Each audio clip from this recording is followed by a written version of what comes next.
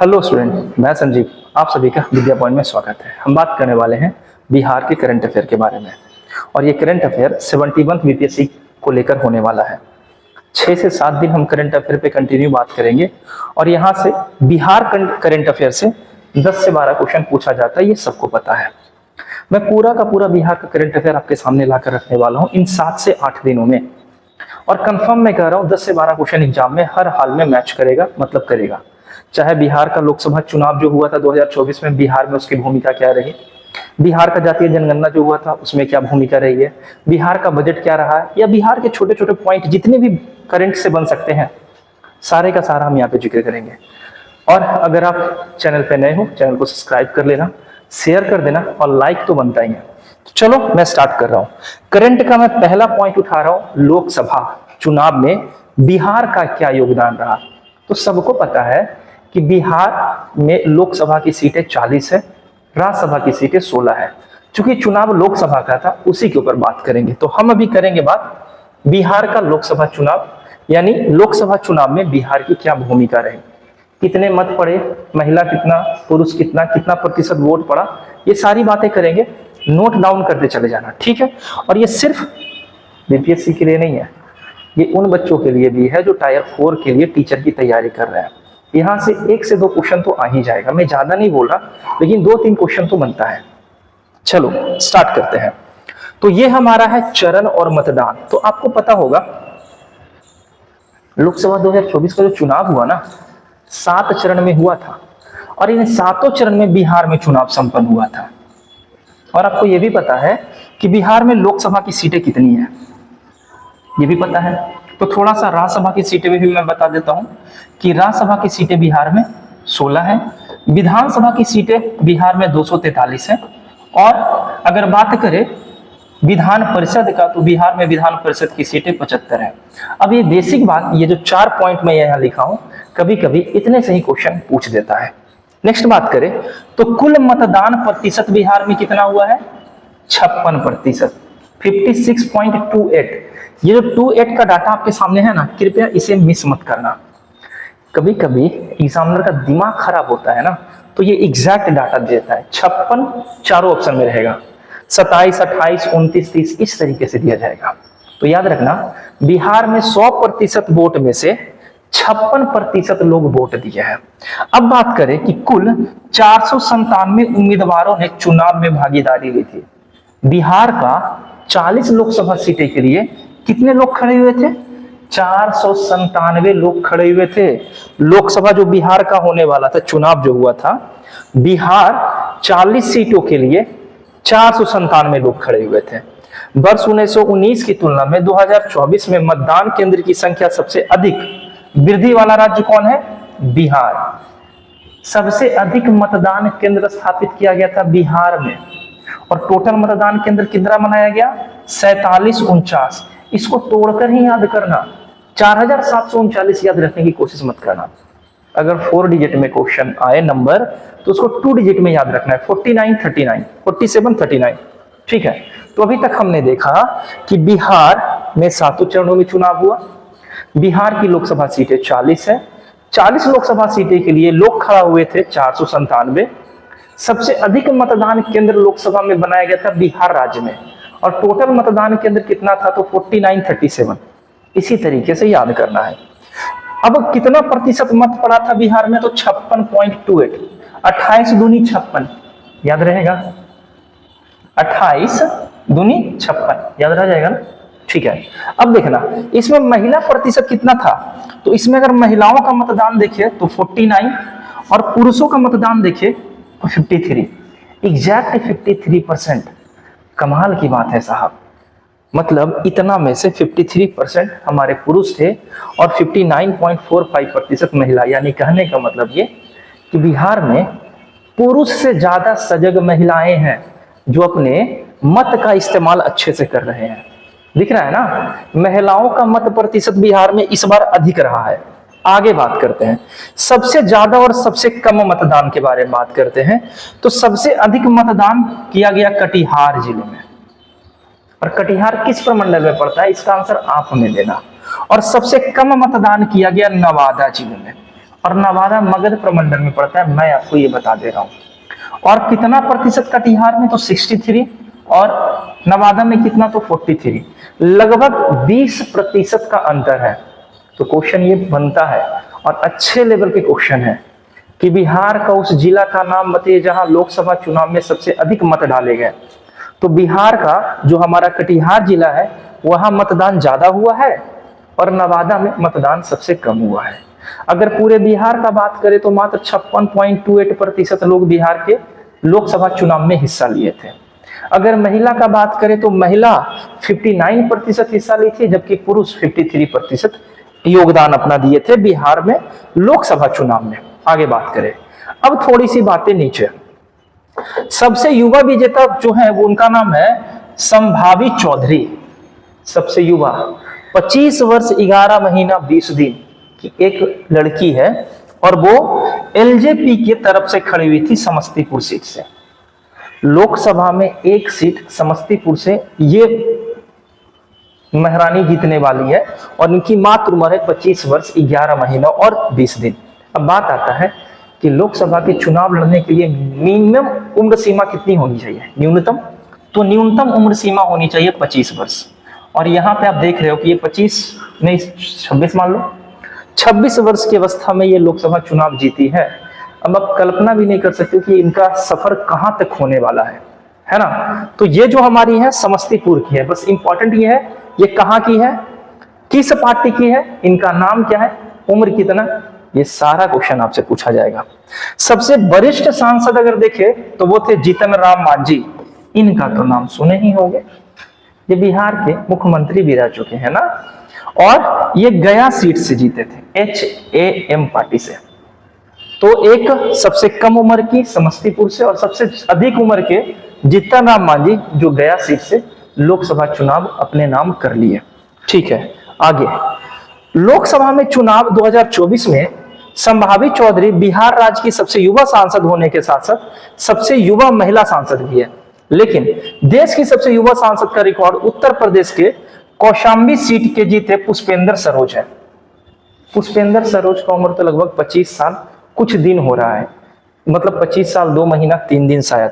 तो सुनो, मैं ये कहना चाह रहा हूं, महिला के बारे में बात करें तो संभावी चौधरी है। कहाँ की है, समस्तीपुर की है। 25 साल 11 महीना 20 दिन की ये महिला लोकसभा में जाती है समस्तीपुर से जीतकर।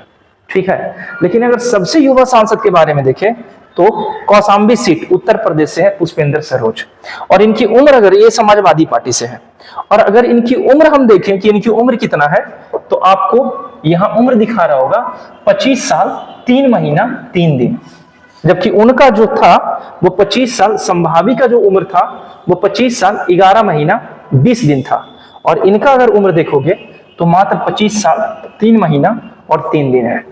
यानी ये संभावी चौधरी से भी छोटे हैं। पुष्पेंद्र सरोज उत्तर प्रदेश से है। ठीक है, सबसे कम उम्र के सांसद। ठीक है, आगे चलते हैं। तो बिहार में सबसे कम उम्र के सांसद बनी है संभावी चौधरी, 25 वर्ष 11 महीना 20 दिन। सबसे अधिक उम्र के सांसद बने हमारे कौन, जीतन राम मांझी, 79 ईयर्स हो रहा है उनका, और वो गया से चुनाव जीत चुके हैं। अगर देखें पार्टी वर सीटों की संख्या तो देख लो कौन पार्टी कितना सीट लेकर आया था। अब अगर इसका स्क्रीनशॉट लेना है तो स्क्रीनशॉट ले लो, याद रख सकते हो तो याद रख लेना यार। सबसे इंपॉर्टेंट, बीजेपी बिहार में 12 सीट लाई है, 40 लोकसभा सीट है ना। अब 40 में कैसे कैसे बट गया सीटें वो देखो। बीजेपी के पास गया 12, और एनडीए जनता दल पार्टी के साथ गया 12। हमारे रामविलास पासवान लोक जनशक्ति पार्टी 5 सीटें, राष्ट्रीय जनता दल यानी आरजेडी लालू प्रसाद यादव की पार्टी 4 सीटें, कांग्रेस 3 लेकर आया है, सीपीआई लेकर आए हैं 2, HAM लेकर आए 1 और निर्दलीय 1। आपको याद क्या रखना है, आपको याद रखना है निर्दलीय का सीट कितना था, आपको याद रखना है आरजेडी पार्टी का सीट बिहार में लोकसभा में आरजेडी पार्टी ने कितने सीटों पर चुनाव जीता, और आपको याद रखना है बीजेपी ये और कांग्रेस, यानी ऑलमोस्ट हर चीज याद करना है ना। तो जो भी हो यार, निर्दलीय कम से कम याद रखना, निर्दलीय और आरजेडी को पकड़ के चलना। अरे यही ना नीतीश बाबू है जो चले गए हमारे बीजेपी पार्टी में 12 सीट लेकर। अभी रुकिए ना, खेला बाकी है ना, लोकसभा का चुनाव होने दीजिए, अभी सॉरी बिहार के विधानसभा का। अगर नीतीश बाबू को मुख्यमंत्री नहीं बनाया गया ना तो इसका सीधा असर पड़ेगा लोकसभा पे, ठीक है, और सीधे पार्टी छोड़ देंगे वो है? तो चलो आगे चलते। तो अभी तक हमने ये देखा कि बिहार में सबसे कम वोट पड़ा है। कितना प्रतिशत वोट पड़ा है बिहार में, इसका आंसर आप कमेंट में करना, मैं बता चुका था 56.28%, दोबारा नहीं बताने वाला, ठीक है। आगे महिला कितना 59%, पुरुष कितना तो 53%, है ना, ये याद रखना। अगर सबसे अधिक वोट के बारे में बात करें, सबसे कम वोट के बारे में बात करें तो सबसे कम पड़ा था नवादा में और सबसे अधिक पड़ा है कटिहार में। कटिहार में कितना प्रतिशत पड़ा है और नवादा में कितना प्रतिशत पड़ा है, ये बातें भी आपको याद रखना है। वैसे इतना डीप नहीं पूछेगा, पूछना है तो उसको यही पूछेगा सबसे अधिक प्रतिशत मत कहां पड़ा, ठीक है। आगे चलते हैं। बिहार में नोटा का कुल उपयोग हुआ था 2%। नोटा मतलब एक ऐसा ऑप्शन होता है कि आप नन ऑफ दिज का भी ऑप्शन यहां भी आ गया। अभी तो एग्जाम नहीं था ना कि अगर आपको नहीं पसंद आ रहा है तो नन ऑफ दिज मार दो, यहां पे भी ये समस्याएं आ गई, ठीक है। सबसे ज्यादा नोटा का प्रयोग हुआ है गोपालगंज में, कतई इसको मत बोलना। यहाँ पे 2% वोट में 42,863 वोट। इतना डाटा नहीं याद रखना है, लेकिन एक बार एटलीस्ट देख लेना 42,86,3 कौन सा जिला है, गोपालगंज। गोपालगंज किस प्रमंडल में पड़ता है, कमेंट में मेंशन करना आंसर। दूसरे स्थान पर हाजीपुर। सबसे कम नोटा का इस्तेमाल पटना साहिब 5559। तो सबसे अधिक नोटा का इस्तेमाल गोपालगंज में हुआ और सबसे कम नोटा का इस्तेमाल पटना साहिब में हुआ। इतना याद कर लोगे सफिशियंट रहेगा, ठीक है। आगे चलते हैं। नोटा बटन ईवीएम मशीन में गुलाबी रंग का होता है जिसका क्रम संख्या 16 होता है। सुप्रीम कोर्ट के फैसले वर्ष 2013 में नोटा बटन को ईवीएम में शामिल किया गया था। सुप्रीम कोर्ट बोला कि सुनो ना, ईवीएम में एक ऐसा बटन शामिल करो कि अगर कोई व्यक्ति किसी को भी नहीं वोट देना चाहता है तो भी उसका इस्तेमाल अपना कर सके। तो नोटा का इस्तेमाल किया गया। सबसे अधिक पड़ा है नोटा का इस्तेमाल हुआ है इंदौर में, सबसे अधिक अगर पूरे देश का बात करें तो। और अगर बिहार का बात करें तो गोपालगंज। नोटा का बटन संख्या कितना होता है ये भी याद रखना। बिहार है साहब, कुछ भी पूछ सकता है आपसे। तो नोटा में ईवीएम में बटन संख्या 16 जो होता है वो नोटा होता है। अच्छा, रंग कैसा होता है साहब, ये भी याद रखिएगा, ये गुलाबी रंग का होता है। कौन था रे चुनाव आयोग इस समय, सुप्रीम कोर्ट के मुख्य न्यायाधीश, रंग गुलाबी का है डिसाइड किया है, बताओ, हरा डिसाइड कर देता नहीं। चलो ठीक है, जो भी हो। और ये कौन से अधिनियम के तहत आया था और कब आया था ये भी याद रखना। 3 चीजें नोटा से रिलेटेड, 3 चीजें, रंग गुलाबी गुलाबी ना, और संख्या क्रम संख्या 16। और ये कब आया था, शामिल कब किया गया ईवीएम में, तो 2013 में शामिल किया गया था ईवीएम में, ठीक है। आई होप कि आपको चीजें समझ आ रही होगी, आप कंटिन्यू रहोगे और जो क्वेश्चन मैं पूछ रहा हूं उसका आंसर आप कमेंट में दे ही दोगे। अब हम बात करते थोड़ी सी चीजें। अब आते हैं बिहार का दूसरा चीजें। लोकसभा का चुनाव जहां तक था हम बातें कर लिए। लोकसभा चुनाव से जितना इंपॉर्टेंट क्वेश्चन बीपीएससी में बन सकता है वो आपके सामने हम रख दिए। अगला चीज है कुछ इंपॉर्टेंट दिवस। ये नए नए दिवस है जो बिहार सेलिब्रेट कर रहा है, पूरा भारत नहीं, बिहार सेलिब्रेट कर रहा है। जैसे बिहार संग्रहालय दिवस 7 अगस्त को मनाएंगे। राज्य के सांस्कृतिक धरोहर की जागरूकता हेतु बिहार संग्रहालय दिवस मनाया जाएगा। चलिए थोड़ा इसको हम जूम कर देते हैं ताकि चीजें आप देख सके, ठीक है। तो बिहार संग्रहालय दिवस कब मनाएंगे, 7 अगस्त को। बिहार पृथ्वी दिवस 9 अगस्त। वैसे क्वेश्चन पूछे है पृथ्वी दिवस कब मनाते हैं, विश्व पृथ्वी दिवस, तो मैं दोनों का आंसर देता हूं, सुनना। विश्व जल दिवस मनाते हैं और विश्व पृथ्वी दिवस मनाते हैं। वर्ल्ड वाटर डे जो होता है वो मनाया जाता है 22 मार्च को, और 22 मार्च को बिहार दिवस भी मनाते हैं। और 22 अप्रैल को वर्ल्ड लैंड डे मनाते हैं। कितने दिन को, 22 अप्रैल को, ठीक है। शायद 22 अप्रैल 22 मार्च ही होगा। अच्छा 22 है कि 20 है, एक बार कंफर्म कर लेना। 20 मार्च और 20 अप्रैल है कि 22 मार्च 22 अप्रैल है, ठीक है। थोड़ा एक बार कंफर्म कर लेना, मुझे लग रहा है 22 ही तारीख है, 22 ही तारीख है, ठीक है। 22 मार्च और 22 अप्रैल वर्ल्ड वाटर डे और वर्ल्ड लैंड डे, विश्व भूमि दिवस और विश्व जल दिवस। लेकिन अगर पूछा जाए कि बिहार पृथ्वी दिवस कब मनाएंगे तो 9 अगस्त को, ठीक है। अब मैं इसको थोड़ा साफ कर रहा हूं। तो अभी तक 2 दिवस हम देख लिए हैं। पहला दिवस था बिहार संग्रहालय दिवस जो 7 अगस्त को मनाएंगे, और दूसरा है बिहार पृथ्वी दिवस, जो हम लोग 9 अगस्त को मनाएंगे पर्यावरण संरक्षण और जलवायु के लिए जागरूकता फैलाने के लिए। अगला है डॉल्फिन दिवस। तो यार डॉल्फिन के बारे में तो सब जानता है ना। 5 अक्टूबर 2009 का समय गंगा डॉल्फिन को बिहार का राष्ट्रीय जलीय, बिहार का नहीं भारत का राष्ट्रीय जलीय जीव घोषित किया गया।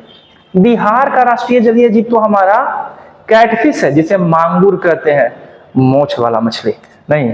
तो हमारा डॉल्फिन, विश्व डॉल्फिन दिवस मनाते हैं बिहार में 5 अक्टूबर को, और वैसे भी डॉल्फिन दिवस 5 अक्टूबर को मनाते हैं भारत के लिए भी। शहीद दिवस 15 फरवरी। अब ये शहीद कौन था तो थोड़ा सा देख लीजिए, एक बात जरूरी है कि शहीद हमारे थे कौन, ये जानना जरूरी है। 15 फरवरी 1932 को तारापुर झंडा सत्याग्रह के दौरान शहीद हुए 34 क्रांतिकारियों की याद में शहीद दिवस मनाएंगे, और मनाएंगे कब? 15 फरवरी को। कतई कुछ याद रहे चाहे नहीं, शहीद दिवस आपको तो याद रखना ही रखना है। इस बार का एक नया दिवस है वीर कुंवर सिंह दिवस। तो कुंवर सिंह दिवस तो जानते हो। विजयोत्सव दिवस, जो कुंवर सिंह की याद में मनाया जाएगा। पहले याद रखना, विजयोत्सव दिवस किसकी याद में मनाएंगे? कुंवर सिंह। कुंवर सिंह कौन थे? 1857 की क्रांति में आरा के जमींदार ने अपना योगदान दिया था, जगदीशपुर है ना। 23 अप्रैल 1857 की क्रांति की वीरता याद है। आगे सम्राट अशोक जयंती मनाएंगे 5 अप्रैल को, और 2025 से मनाने की शुरुआत की गई है। प्रतिबंध दिवस यानी शराबबंदी दिवस 26 नवंबर 2016 है ना। शराब बिहार में बंद हुआ था 2016 में। 25 नवंबर को मनाएंगे प्रतिबंध दिवस, किसकी याद में? शराबबंदी की याद में। और लास्ट जल जीवन हरियाली दिवस, प्रत्येक माह का प्रथम मंगलवार को मनाएंगे जन जीवन हरियाली दिवस। बशर्ते बिहार वासियों को इसके बारे में बिल्कुल पता नहीं है, जागरूकता फैलाना अति आवश्यक है। वोट का समय आता है तो नेता लोग जिंदा हो जाते हैं ना, और गली गली जाकर वोट मांगते हैं, लेकिन शिक्षा के लिए, स्वास्थ्य के लिए कोई नेता नहीं है जो बात कर सके इस पे। तो खैर जो भी हो, विश्व लास्ट वाला जो इंपॉर्टेंट है, जल जीवन हरियाली दिवस हर महीने के प्रथम मंगलवार को मनाया जाएगा। तो यहाँ पर कुछ दिवस हम देखे, डॉल्फिन दिवस देखे, सम्राट अशोक जयंती देखे, विजयोत्सव दिवस कुंवर सिंह के जयंती के बारे में देखे, शहीद दिवस 15 फरवरी को मनाया जाएगा, बिहार संग्रहालय दिवस और बिहार पृथ्वी दिवस। ये कुछ नए दिवस थे, मे भी क्वेश्चन आ सकता है, इसलिए मैं यहाँ पे मेंशन कर दिया। अब इंपॉर्टेंट चीजें हैं ये। अब ये बिहार की सूक्ष्म दृष्टि हम देखेंगे एक एक करके, ठीक है। ये इतना छोटा में नहीं दिखेगा, मैं आपके लिए विशेष व्यवस्था करके रखा हूं, टेंशन लेने की कतई आवश्यकता नहीं है। मैं आपको ये बता रहा हूं कि ये लगभग हमारे पास 20 पेज है, यानी लगभग 250-300 क्वेश्चन है, और मैं इसको 7 दिन में खत्म कर दूंगा पूरा का पूरा बिहार का करंट, परेशान नहीं होना है। तो ये है बिहार का सूक्ष्म दृष्टि। एक बार देखते हैं बिहार में क्या क्या किया गया है। तो ये मैं इसका मिनी वर्जन आपके पास लेकर आया हूं, ताकि आप चीजों को देख सको, अच्छे से समझ सको और नोट डाउन कर सको। तो पहला क्वेश्चन सुनना क्या है। मुख्यमंत्री नीतीश कुमार ने अगले कितने वर्षों में पूर्व मुख्यमंत्री और समाजवादी नेता कर्पूरी ठाकुर के नाम पर एक कौशल विश्वविद्यालय स्थापित करने की घोषणा की है? तो कौशल विश्वविद्यालय स्थापित करने की घोषणा कर्पूरी ठाकुर की याद में 5 वर्ष के अंदर अंदर किया जाएगा। कर्पूरी ठाकुर वही है बिहार के 5वें मुख्य व्यक्ति जिनको देश का भारत रत्न से सम्मानित किया गया। मरणोपरांत भारत रत्न पाने वाले कर्पूरी ठाकुर जो है 17वें नंबर के व्यक्ति हैं, और वैसे भारत रत्न पाने वाले 49 नंबर के व्यक्ति हैं। अगर मरणोपरांत पूछे तो 17 नंबर के, और वैसे पूछे तो 49 नंबर के। अब एक क्वेश्चन है, अभी तक कुल कितने व्यक्तियों को भारत रत्न सम्मान से सम्मानित किया गया है? पहला क्वेश्चन। और दूसरा, भारत रत्न देने की प्रक्रिया कब शुरू की गई है? ये दोनों क्वेश्चन का आंसर। और बिहार के कितने व्यक्ति को अभी तक भारत रत्न दे दिया गया है? तो इसका आंसर मैं दे रहा हूं, 5 लोग को दिया गया है। 5 लोगों का नाम हमें चाहिए, जिसमें से एक लोग मैं बता दे रहा हूं, कर्पूरी ठाकुर है। 4 लोगों के बारे में और बताना है आपको कमेंट में। बिहार में वो कौन कौन लोग हैं जिन्हें भारत रत्न दिया गया, और कर्पूरी ठाकुर को जो भारत रत्न मिला है ना, तो कर्पूरी ठाकुर के बारे में पूरी बात हम जानेंगे। जन्म कब हुआ, किस गांव में हुआ, माता पिता कौन थे, बिहार के मुख्यमंत्री वो कब बने थे। वही व्यक्ति हैं जो बिहार में ओबीसी को आरक्षण दिलवाए थे। वही व्यक्ति है जो बिहार के दूसरी भाषा उर्दू को बिहार का दूसरा राजकीय भाषा का दर्जा दिलवाए हैं, ठीक है। तो कर्पूरी ठाकुर के बारे में हम अगले क्लास में डिटेल में देखेंगे, परेशान नहीं होना। इवन भारत रत्न 5 को मिला है ना इस बार, 2024 में 5 व्यक्ति को भारत रत्न मिला है। उन 5 व्यक्तियों के बारे में देख लेंगे। क्या ठीक है ना यार, 5 मिनट लगेगा तो लगेगा। चलते हैं आगे। हाल ही में बिहार निर्वाचन विभाग द्वारा बिहार राज्य के लिए स्टेट स्वीप आइकन के रूप में किस अभिनेता और अभिनेत्री को नामित किया गया? तो यह है क्रांति प्रकाश झा और नीतू चंद्रा। ये कोई विख्यात नहीं है, लेकिन फिर भी आपको याद रखना है। क्या याद रखना है? बिहार निर्वाचन विभाग द्वारा इनको ये आइकन के रूप में चुना गया था। क्रांति प्रकाश झा और नीतू चंद्रा आ गए ना ऊपर में। कार्यक्रम के तहत किन गतिविधियों में भाग लिया था? मतदाता शिक्षा और जागरूकता अभियान। ये दोनों जो थे, प्रकाश झा और नीतू चंद्रा, का काम था लोगों को जागरूक कीजिए ताकि वो मतदान कर सके, अपने हक के लिए आगे आ सके। तो 2 लोग थोड़ी करेंगे, और भी लोगों को करना पड़ेगा ना। वन महोत्सव 2025 का राज्य स्तरीय शुभारंभ 14 जुलाई 2025 को बिहार के किस स्थान पर हुआ? तो पटना में किया गया, वन आने मार्ग परिषद पटना में। ये क्वेश्चन इंपॉर्टेंट है क्योंकि वन महोत्सव है, और वन महोत्सव में बिहार के वन के बारे में भी हम अगले क्लास में बता देंगे आपको कि बिहार का वन प्रतिशत कितना है, कितना बड़ा है। हर 2 साल में वन रिपोर्ट आता है। 2023 में वन रिपोर्ट जारी किया गया, तो उसके बारे में हम जिक्र कर लेंगे। क्वेश्चन पूछेगा कि बिहार के उस जिला का नाम बताइए जहां क्षेत्रफल के हिसाब से वनों का प्रतिशत अधिक है। क्षेत्रफल के हिसाब से अधिक, प्रतिशत के हिसाब से अधिक या कम, ऐसे क्वेश्चन पूछेगा बीपीएससी। वन महोत्सव का उद्घाटन किसने किया था? तो अभी देखे थे ना, मुख्यमंत्री किए थे, और 2 आदमी को क्या किए हैं? आइकन बनाए। मुख्यमंत्री नीतीश कुमार ने वन महोत्सव के अवसर पर किस पौधे का रोपण किया? आम का। इतना सिंपल क्वेश्चन, और गलत कर दीजिएगा अगर नहीं देखिएगा तो। अब हमेशा याद रहेगा कि वन महोत्सव का जो आयोजन किया गया पटना में, उसमें नीतीश कुमार उद्घाटन किए थे और आम रोपे थे, आम का पेड़ रोपे थे। और अब के मोदी साहब सिंदूर का पेड़ लगाए थे ना, ऑपरेशन सिंदूर के तहत। तो कोई पूछते हैं ना कि साहब ये जो सिंदूर फड़ेगा दीजिएगा किसको? पत्नी को तो तलाक दे चुके हैं और देश में बड़ा विश्व गुरु बन के घूम रहे हैं, है ना? यही सारे लोग हैं, क्या करें। खैर जो भी हो, आते हम टॉपिक पे। हाल ही में पटना उच्च न्यायालय के 45वें मुख्य न्यायाधीश की नियुक्ति किसे किया गया? वीवीआई नहीं बल्कि मोस्ट वीवीआई क्वेश्चन है। पटना उच्च न्यायालय के मुख्य न्यायाधीश का नाम क्या है? न्यायमूर्ति विपुल एम पंचोली। जैसे राज पंचोली थे ना, वैसे विपुल पंचोली है। और ये हमेशा आगे न्यायमूर्ति लगाना जरूरी है। हाई कोर्ट के मुख्य न्यायाधीश है ना जी, तो इतना तो रिस्पेक्ट बनता है ना।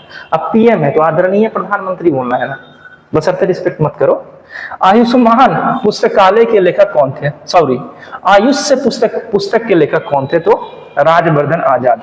इस पेज में सबसे इंपॉर्टेंट क्वेश्चन यही था, बिहार के मुख्य न्यायाधीश कौन है और कितने नंबर के हैं? तो बिहार के हाई कोर्ट के मुख्य न्यायाधीश, जिनका नाम है पंचोली, विपुल एम पंचोली, पूरा याद रखना पड़ेगा, 45वें नंबर के। कितने नंबर के ये भी पूछेगा। वन महोत्सव कहाँ शुरू किया गया? पटना में। उद्घाटन कौन किया? मोदी जी। कौन से पेड़ लगाए थे? तो आम का पेड़। आगे चलते हैं, आगे बात करते हैं। हम लोग डेली बात करेंगे करंट अफेयर, और बस खाली एक बार देख लो, एग्जाम में जाओगे ना यार, आई प्रॉमिस, बड़ा मदद मिलेगा इससे, बहुत मदद मिलेगा। बिहार सरकार ने किस वर्ग के विकास के लिए एक आयोग गठित किया था? स्वर्ण जाति के लिए। और सुनना, स्वर्ण जाति के लिए हमारे देश में भी 10% आरक्षण दे दिया गया। ठीक है, अब आरक्षण पर हम कोई बहस नहीं करने वाले हैं, रहने दो। स्वर्ण आयोग के अध्यक्ष किसे नियुक्त किया गया? महाचंद्र प्रसाद सिन्हा, बीजेपी पार्टी के हैं। स्वर्ण आयोग का उपाध्यक्ष किसे नियुक्त किया गया? राजीव रंजन प्रसाद है, तो बीजेपी पार्टी के हैं, ये जेडीयू पार्टी के हैं। ठीक है, और स्वर्ण जाति के लिए विशेष प्रावधान किया गया है। किस संस्थान के छात्रों ने एआई आधारित नदी सफाई रोबोट विकसित किया? बड़ा इंपॉर्टेंट है। एमआईटी मुजफ्फरपुर। कभी कभी एमआईटी पटना भी लोग मार देते हैं, जनरली लोग पटना ही मारते हैं ना। मुजफ्फरपुर के छात्र हैं जिन्होंने क्या किया है, एक रोबोट जारी किया, एआई विकसित नदी सफाई रोबोट जारी किया है। राघोपुर टाउनशिप के विकास की योजना के मुख्य रूप से किस क्षेत्र को सुरक्षित करने की बात की गई है? तो राघोपुर टाउनशिप में बाढ़ प्रभावित क्षेत्र को सुरक्षित करने की बात की जा रही है। और अभी आप देख रहे होंगे जिस हिसाब से बिहार में नदी में पानी बढ़ रही है ना, कितने ज्यादा तबाही मच रहा है बिहार में ना। तो उत्तर बिहार का हमेशा बेहाल होता है बरसात के महीने में। राघोपुर टाउनशिप में किस मॉडल के तर्ज पर विकसित किया जाने की योजना है? तो मॉडल है सिंगापुर मॉडल। बाबा रे, सिंगापुर मॉडल के तहत वो जो हमारा है ना राघोपुर टाउनशिप, बाढ़ से उसे बचाया जाएगा। प्रधानमंत्री मोदी ने काकरा काट बिहार में कितने राशि विकास योजनाओं का उद्घाटन और शिलान्यास किया? 48,520 करोड़ का शिलान्यास किया गया है। Navinagar super thermal power project Aurangabad की अनुमानित लागत कितनी है? One of the most important question. Navinagar thermal power project कहाँ है? औरंगाबाद में। इसमें कितना लागत आने वाला है? तो लगभग 30,000। 30,000 में 70 करोड़ कम, याद रहेगा 29,930 है ना, इतना पैसा खर्च होने वाला है। नेक्स्ट पेज पे चलते हैं, लिखते चले जाना, जो इंपॉर्टेंट आपको लगे उसको नोट करते चले जाना, ठीक है। आगे चलते हैं। प्रधानमंत्री द्वारा उद्घाटित एलिवेटेड हाईवे का निर्माण किस शहर में होगा? तो एलिवेटेड हाईवे का निर्माण होगा गोपालगंज में। और चूंकि बिहार में लोकसभा चुनाव है तो बिहार से करंट अफेयर ऐसे भी बनता है। सोननगर और मोहम्मदगंज के बीच कौन सी रेल लाइन की राष्ट्र को समर्पित किया गया?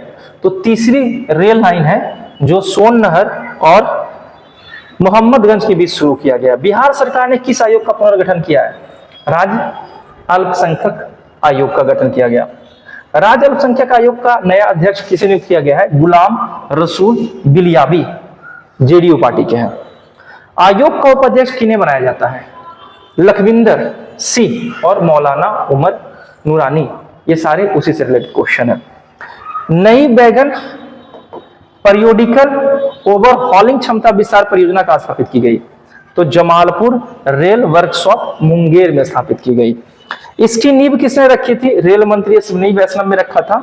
और परियोजना के लिए आवश्यक निवेश कितना था? लगभग 79 करोड़। तो एक ही क्वेश्चन से रिलेटेड 2-3 क्वेश्चन यहाँ पे आ गए। नई बैगन परियोडिकल ओवर हॉल्डिंग की क्षमता जबलपुर मुंगेर में शुरू किया गया, रेल मंत्री किए थे, लागत लगभग 79 करोड़ है। बिहार सरकार ने किस जिले में अंतरराष्ट्रीय गन्ना अनुसंधान संस्थान स्थापित करने की घोषणा की है? मोस्ट VVI क्वेश्चन है, इसको भी नोट कर लीजिएगा।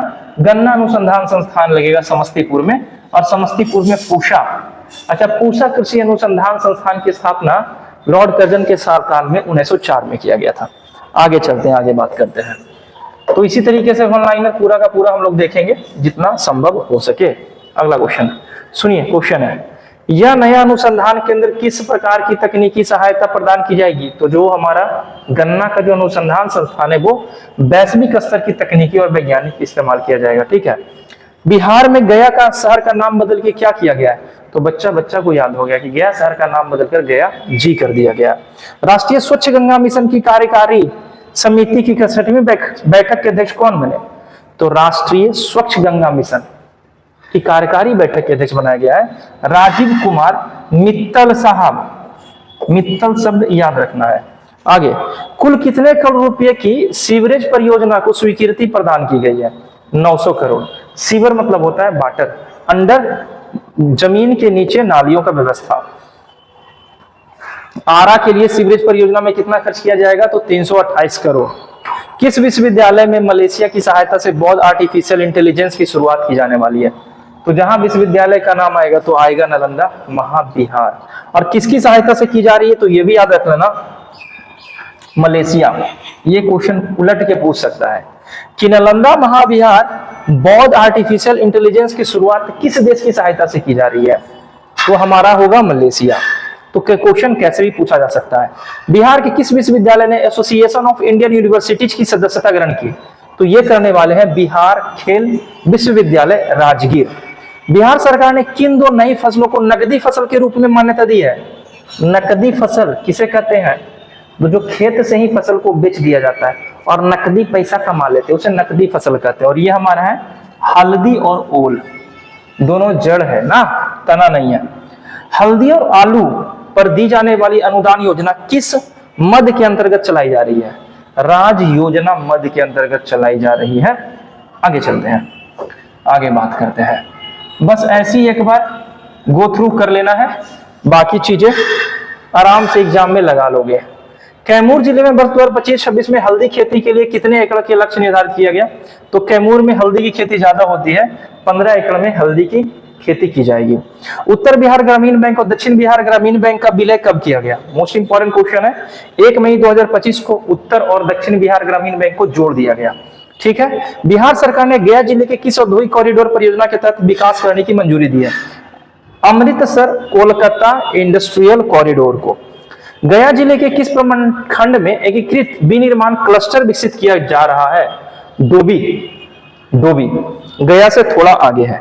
हाल ही में बिहार अनुसूचित जाति आयोग के अध्यक्ष इसे बनाया गया है, बीबीआई कर लेना इसे। बिहार अनुसूचित जाति के अध्यक्ष हैं धनंजय कुमार उर्फ मृणाल पासवान। अनुसूचित जाति, वो अनुसूचित जाति के अंतर्गत ही आते हैं। अनुसूचित जाति आयोग के उपाध्यक्ष इसे बनाया जाएगा देवेंद्र मांझी को। नेक्स्ट, हाल ही में बिहार सरकार ने किस आयोग का पुनर्गठन किया? राज्य मछुआरा आयोग। और बिहार राज्य मछुआरा आयोग का अध्यक्ष किसे बनाया गया? लल्लन कुमार को। और आज का लास्ट क्वेश्चन, बिहार राज्य मछुआरा आयोग का उपाध्यक्ष किसे बनाया गया?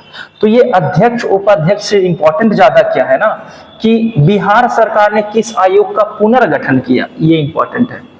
तो मछुआरा आयोग और अध्यक्ष ललन कुमार पूर्वी चंपारण के हैं।